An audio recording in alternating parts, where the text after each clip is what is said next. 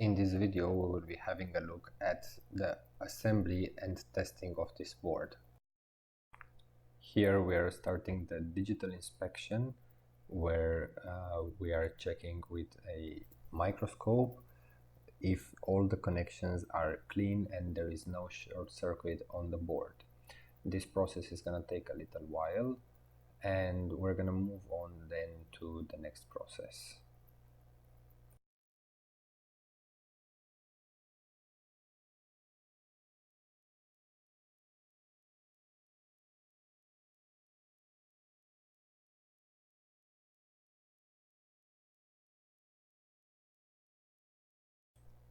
Now we are gonna be moving to the front of the board.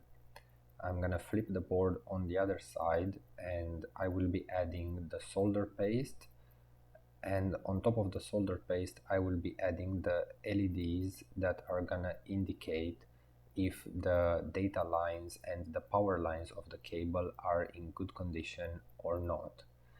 And immediately after that I'm gonna start heating up, so the solder paste is going to transform itself into proper solder joints.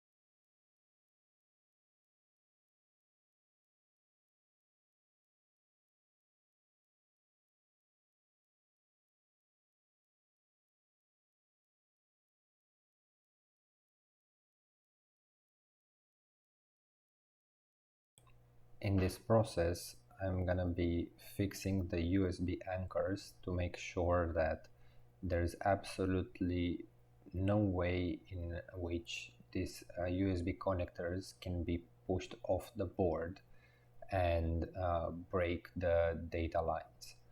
There is always a chance that that can happen if too much force is applied to them, but in normal usage that should never happen.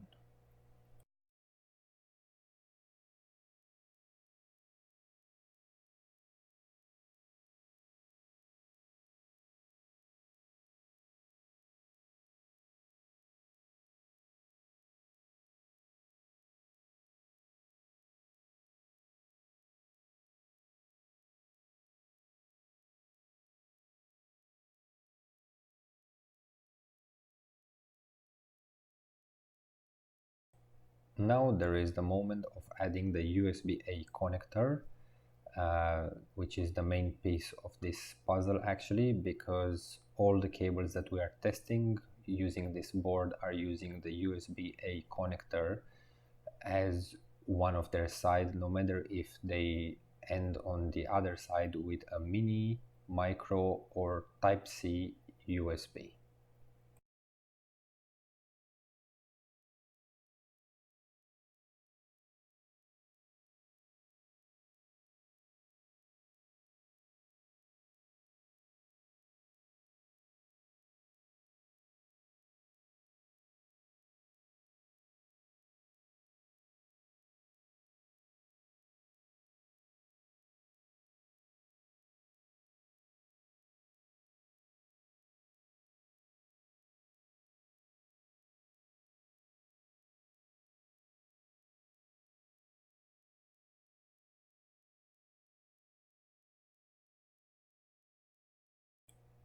Now we will be adding the battery holder, another important component of this board, and that's as well the component that helps us to get power through the board, power the LEDs, and test the cables.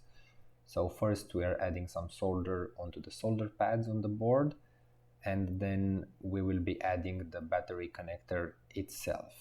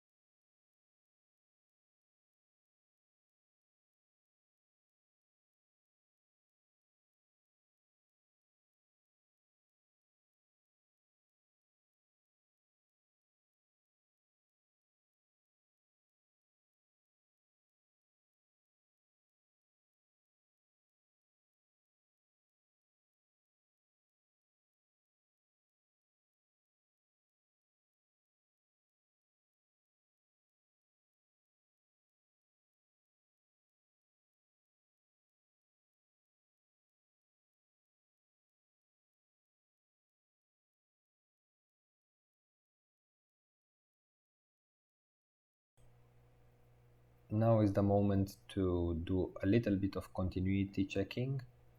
Although we did the inspection using the microscope, it's always good to double check using a continuity checker that everything is fine and we don't have any short circuits that occurred during the rest of the process, during the soldering of the other parts.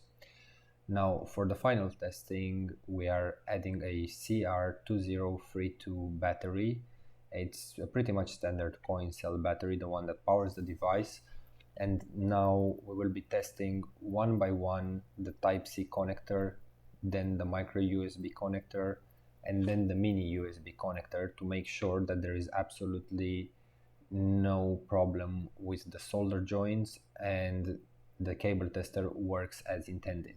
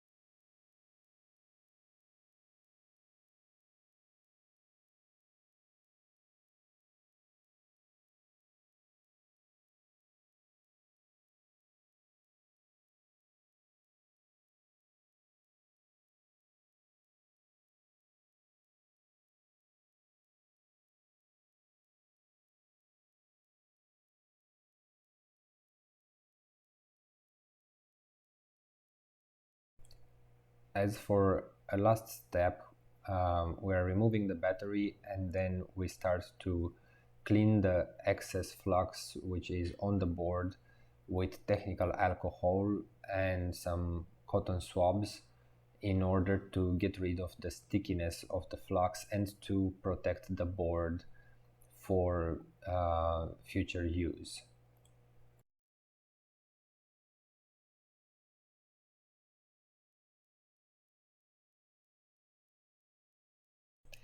Thank you very much for watching, and you can find the links to the product in the description below.